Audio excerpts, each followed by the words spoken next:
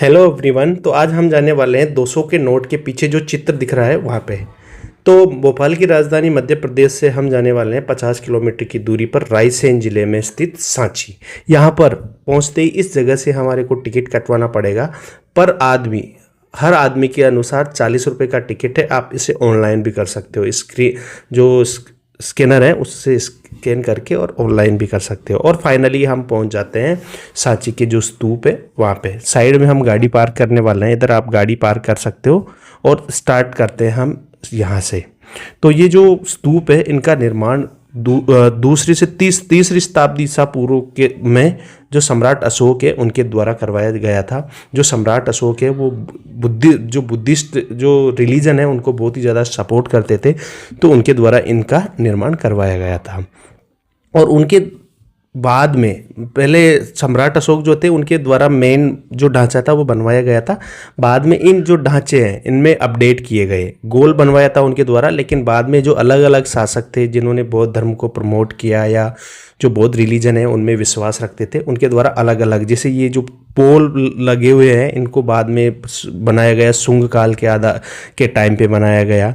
तो ये जो स्तूप है इनका निर्माण जो सम्राट अशोक की पत्नी थी उनकी देखरेख में हुआ। और जो सम्राट अशोक की पत्नी थी वो विदिशा की रहने वाली थी।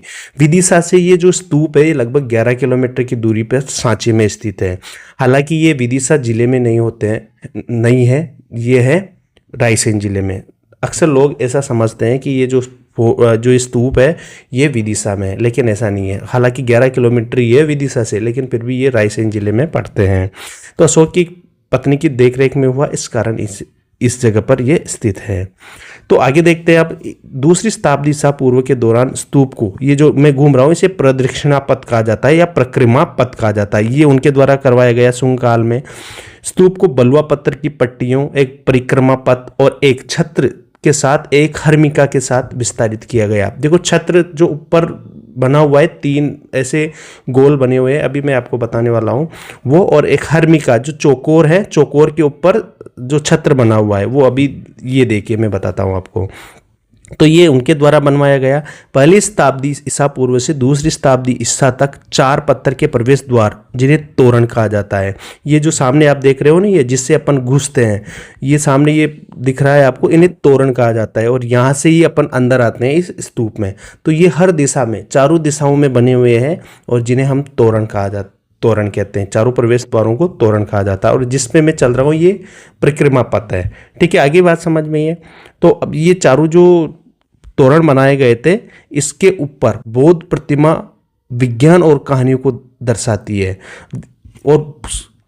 और बहुत ही शानदार नक्काशी से ये सुसज्जित है। बहुत ही अच्छी, ये जो चारों पोल है इन पे बहुत ही अच्छी नक्काशी की गई है जो बुद्ध से रिलेटेड चीज़ों को उखेरा गया है यहाँ पे। ठीक है ना, जैसे बुद्ध से जन्म से संबंधित और बाकी बहुत सारी जो ज्ञान प्राप्ति से लेके सब जगह चीज़ों के बारे में यहाँ पर बहुत ही शानदार कसीदाकारिया जिसे हम कहते हैं ना, बहुत ही अच्छे तरीके से इनको उखेरा गया है यहाँ पर चित्र। तो ये आगे बात समझ में, देखो जब ये बनाया गया था ये, तब बहुत साल तक ये अलग थलग पड़ा रहा। और जो सांची के स्तूप है इसकी पुनः खोज वर्ष 1818 में ब्रिटिश अधिकारी हेनरी टेलर ने इसकी खोज की थी। जब ये मिला इनको तो ये पूरी तरीके से खंडर हो चुका था। पूरी तरीके से ये क्या था, खंडर था। इसका जो जीर्णोद्धार है उसका काम 1881 में स्टार्ट हुआ था और 1919 में जो जॉन मार्शल हैं उनकी देखरेख में ये पूर्ण हुआ। ठीक है, जो जॉन मार्शल थे वो भारतीय पुरातत्व सर्वेक्षण विभाग के जो महानिदेशक थे वो थे। मान स्तूप और सांची के अन्य बौद्ध स्मारकों को सामूहिक रूप से 1989 में यूनेस्को विश्व धरोहर स्थल घोषित किया गया। और यूनेस्को की विश्व धरोहर शामिल में इन्हें 1989 में घोषित किया गया था। 4 दिशाओं की ओर उन्मुक्त 4 प्रवेश द्वार जिन्हें तोरण कहा जाता है, उनका निर्माण मैंने आपको बताया कि कब करवाया गया था इन तोरणों का निर्माण। हाँ, बाद में शुंग शासकों, सातवाहन शासकों के द्वारा करवाया गया था। अभी जिस जगह पर हम आए हैं यह है विहार। लगभग ये जो सांची है ज्ञान का केंद्र हुआ करता था, तो उस टाइम पे बहुत सारे विद्यार्थी यहाँ पढ़ने आते थे।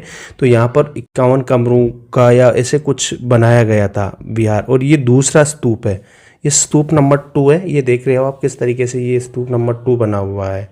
ये दूसरा स्तूप है, देखो ये हालांकि छोटा है, लेकिन जैसे पहला हमने स्तूप देखा उस तरीके का नहीं है। यहाँ पर कोई प्रवेश द्वार नहीं है, प्रवेश द्वार तो है लेकिन जिस तरीके से वहाँ पर प्रवेश द्वारों के पास निकास वो कर रखी थी उस तरीके से यहाँ पर नहीं हो रहा।